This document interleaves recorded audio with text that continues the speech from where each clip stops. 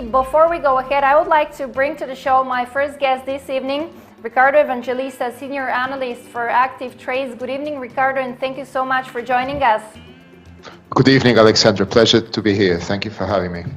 Ricardo, as always, we're going to discuss the Forex market, which is extremely interesting. We've seen great movements nowadays, but first of all, I would like to show you the last Trump's tweet, and it's pretty interesting. And regarding the dollar, as your president, one would think that I would be thrilled with our very strong dollar. Well, I'm not. The Fed's high interest rate level in comparison to other countries is keeping the dollar high, making it more difficult for our great manufacturers like Caterpillar, Boeing, John Deere, and so on. Ricardo, what's your take, first of all, on the tweet?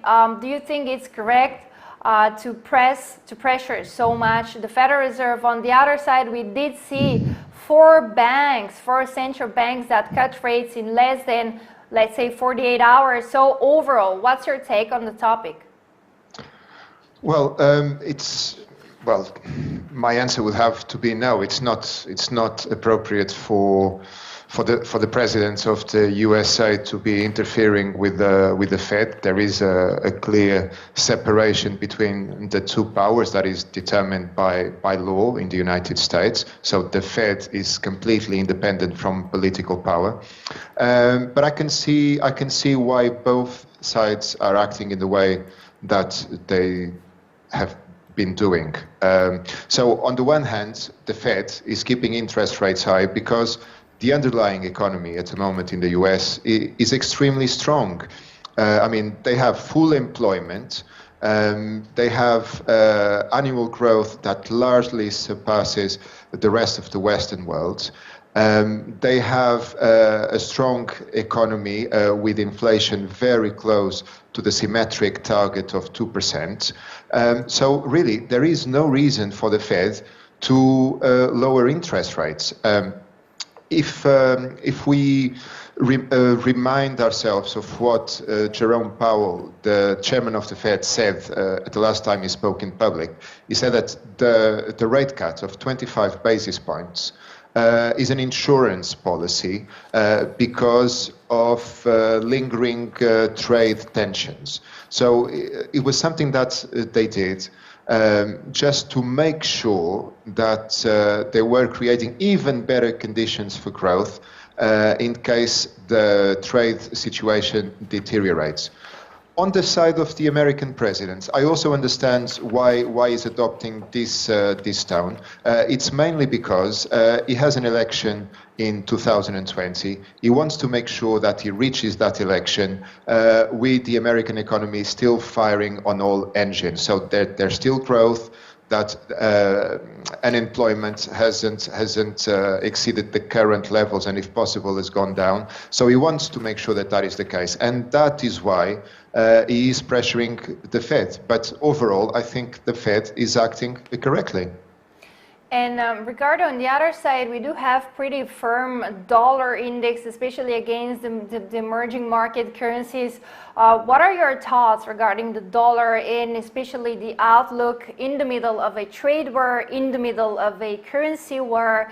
And also, do you agree with what Trump is saying, that China is manipulating the currency market, of course, taking the yuan pretty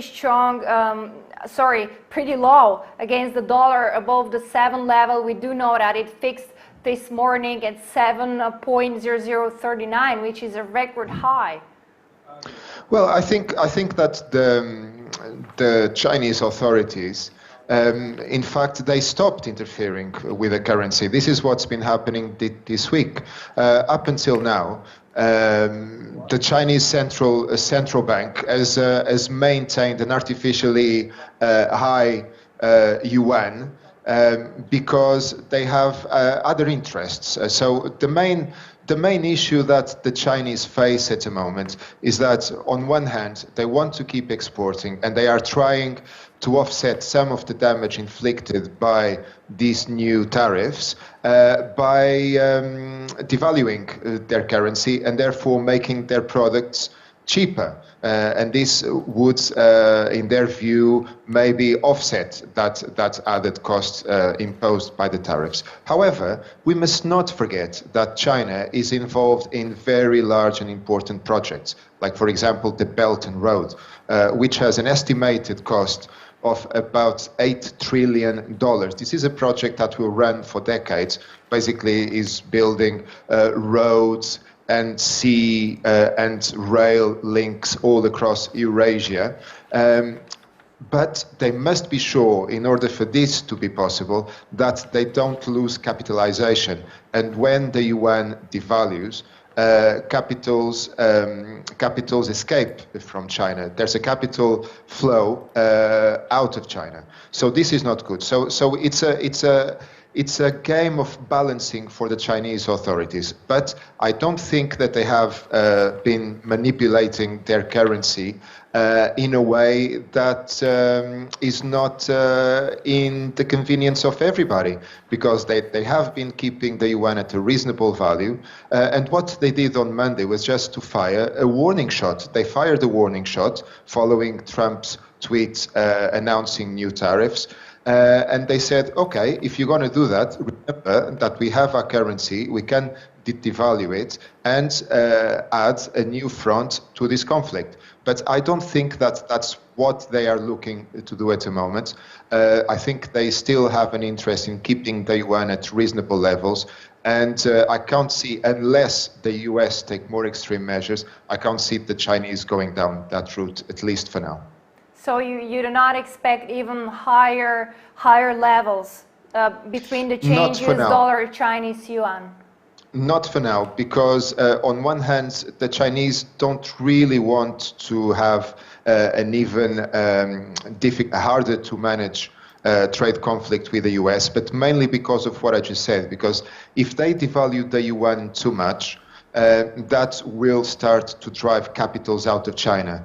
And with all these projects that they are involved in at the moment, they have a very strong requirement for capitalization there.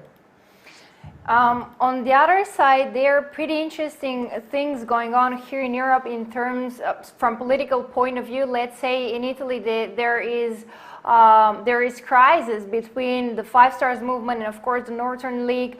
On the other side, in Great Britain, in the UK, we do expect to see if the Brexit is going to happen by 31st of October. What is the outlook for the euro and also for the sterling against the dollar let's say in the following 3 months? Well, starting with sterling, I think the risk is very much to the downside. We are going through a period of calm because politicians have gone on holidays. It's August, but when the British Parliament gets back to business in early September, we should expect more turbulent times for the pound. The situation at the moment is that Boris Johnson is looking to push through Brexit on the 31st of October and is prepared to go down the hard route, so a no-deal Brexit. This is the worst possible scenario for the pound. Most analysts expect that should it occur, the pound will probably go down to 110 to the dollar, possibly parity with the euro. So the risk is very much to the downside. At the moment in the UK, there's a big debate surrounding this, and no one is really sure if it is possible to stop a hard Brexit should Boris Johnson and his government really push it through. Even a motion of no confidence potentially would not be sufficient. So risk to the pound against the dollar and all other major currencies is very much to the downside, at least in the short to medium term. Regarding the euro, that may be a different story. It all depends on what the Fed does. I know that the situation in Europe is still complicated. Mario Draghi will step down and we will have a new head of the European Central Bank, which will be Christine Lagarde, as you know. She's expected to maintain the policy guidelines, the monetary policy that Mario Draghi has been carrying on, and the bank under his leadership. But what will really determine the correlation between the dollar and the euro will be what happens in the US. So if the Fed succumbs to political pressure and to market pressure to some degree as well, and decides to cut interest rates again, for example, twice, so another 50 basis points, then we can see the euro gaining against the dollar. But if that is not the case, then I would expect the current dynamic to remain in place, and the correlation between the two currencies to stay more or less where it is. Well, Ricardo, we are really in an extremely particular moment from geopolitical point of view. There are tensions all around the world, in the US, of course, in Asia, also here in Europe. What would you advise investors? Where do we have to take a look? Maybe at the safe havens, or you have other thoughts on the topic? Well, I mean, if we look at the reaction of the markets on Monday and Tuesday following the devaluation of the yuan, you can see that investors are very much looking to pursue safe havens. So we saw that the Swiss franc gained in value against the dollar and the euro. We also saw gains from the yen, and of course gold is now approaching $1,500 again. So gold could be an interesting asset to invest in.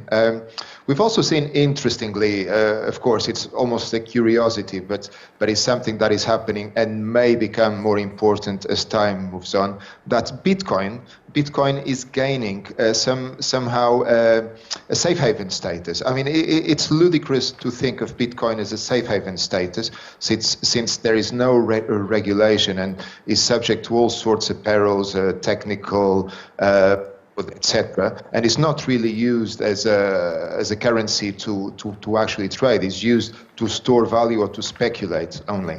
But Bitcoin, because it falls outside of the current central bank dynamic, which is pretty much a dynamic based on dovishness. Investors are finding it hard to find a place to store their cash and gain some yield. So maybe Bitcoin will also benefit from this. So I would say Swiss franc, of course, in terms of currency, yen as well, and then gold and perhaps Bitcoin. Exactly. You actually predicted my last question, and it was regarding the cryptocurrencies. So do we have to take a look at them? Do we have to buy them? Do you like them actually? And I was about actually to say that the Bitcoin is pretty stable above the 10,000 level for already a few months. Why is that? And do you also foresee this kind of scenario for the cryptocurrency, let's say in the upcoming months, because we're going to have very, very interesting months in terms of politics? Well, it could as well be. I mean, judging by what's been happening recently with the increase in international tension, which poses a threat to the growth of the global economy, we've seen that there is somehow a correlation between that and the performance of Bitcoin. And Bitcoin tends to do well during times of greater turbulence. There's also an interesting correlation between Bitcoin and gold as well. And Bitcoin is becoming almost like digital gold in the view of some people. Personally, I sit on the fence still. I haven't fully embraced Bitcoin as an interesting asset to trade, but I'm sitting on a fence. But saying that, I do listen to many analysts and commentators out there that are predicting a big jump in Bitcoin in the times to come.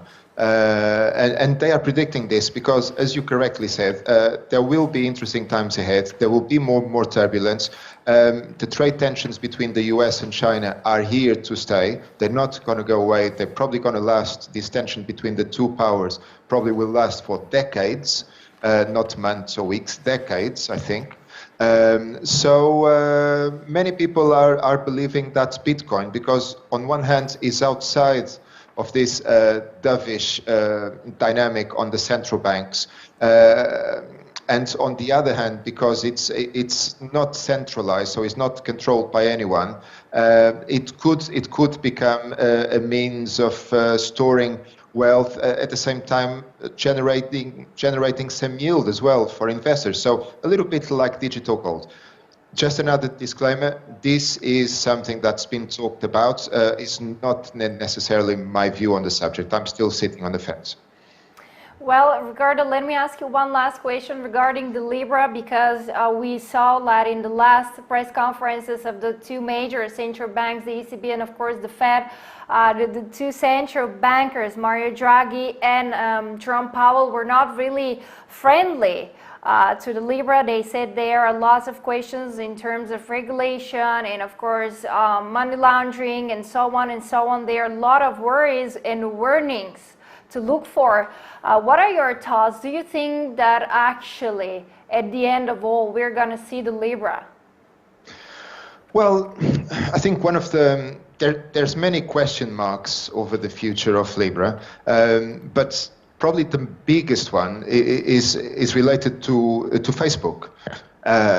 So Facebook doesn't really have the best track record in terms of respecting privacy, of respecting the integrity of data, of keeping good governance. Okay, and having them now introducing this sort of new currency. It's not really a cryptocurrency. It's more of a stable currency, which is based on an actual currency. It'll probably be based on a basket of currencies, including the dollar, the euro, and others as well. I can see why central bankers don't see it under a positive light, because somehow this will be a new way for people to buy goods, to buy services, and to store wealth. That is it doesn't fall under the mandate of an authority that is there exactly to regulate things like that, and it will be regulated by a provider of social media.